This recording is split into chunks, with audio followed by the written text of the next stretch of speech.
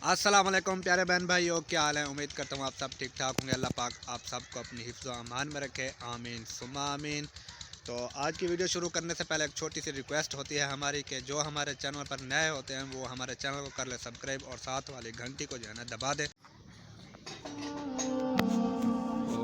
जुल्फ़कार की आज जो है तबीयत बहुत ख़राब है,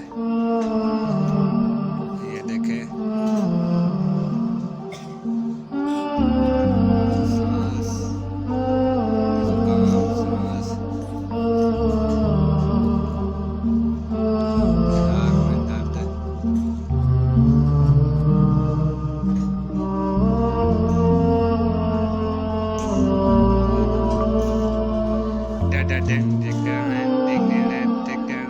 फिर भी आपके लिए जो है ना झूमर लगा रहा है। जुल्फ़ी की तबीयत बहुत ख़राब है,